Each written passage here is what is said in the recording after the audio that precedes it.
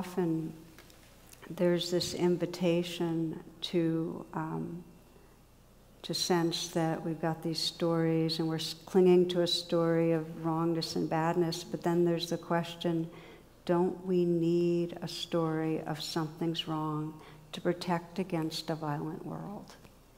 And I want to address that because some of you might be wondering that. There's a lot that happens that endangers our being. Don't we need a story that something's wrong so we'll stay alert to it? And many of you, I know, are familiar with Ta-Nehisi Coates, who wrote Between the World and Me. And he brings a powerful attention to the fear that lives in the body of an African American because of the very real ongoing threat of physical violence. And I'll just read you a quote. He said, "It is not necessary that you believe the officer who choked Eric Garner set out that day to destroy a body. All you need to understand is that the officer carries with them the power of the American state and the weight of an American legacy, and they necessitate that of the bodies destroyed every year, some wild and disproportionate number of them will be black." So if you're in a black body, way, way more endangered. Now I share this on the same day that yet another police, or maybe it was yesterday, another police officer was acquitted in shooting and killing a person of color. It's a big series of acquittals. And the reality is we need to have the stories that remind us that we have to take care as individuals and take care collectively to change a system that destroys life, that's oppressive and violent. Yet those are stories that serve. But as Ta-Nehisi Coates says, if the story becomes a master, in other words, if a person of color goes around and the story of I'm endangered takes over, it disconnects from life. It takes over life in a way that's incredibly painful. And I want to share with you his example of that because I found it so compelling.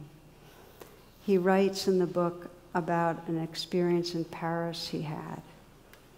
And he shared, by the way, the whole book is him sharing with his son the way people of color live with fear for bodily self. But this is the first time out of the country for him, and he described how hard it was for him to shake that fear and mistrust.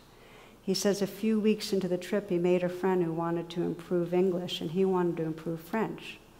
So he describes at one point meeting up with this man and going to an outdoor cafe, and the friend orders some wine and a heaping platter of meats and bread and cheese, and then pays. And all the time he's thinking, hey, this is some elaborate ritual to get an angle on me. His friend wanted to show him the architecture of a building, so he guides him down the street. They take a walk together. Meanwhile, he's waiting for the guy to slip into an alley where some dudes would be waiting to attack. This is what he brought with him. He said, but my new friend simply showed me the building, shook my hand, gave a fine bonne soirée, and walked off into the wide open night. And watching him walk away, I felt that I had missed part of the experience because my eyes were made in Baltimore, because my eyes were blindfolded by fear. What I wanted was to put as much distance between you and that blinding fear as possible.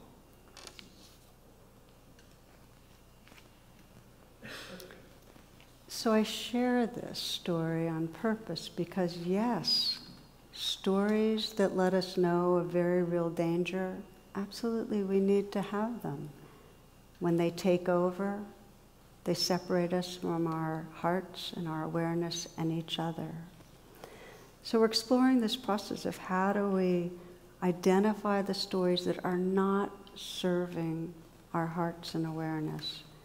How do we bring them come into the lived experience so we can bear witness and we can recognize who we are as that witnessing, compassionate presence and not be so identified, not be imprisoned. How do we loosen the grip of the story?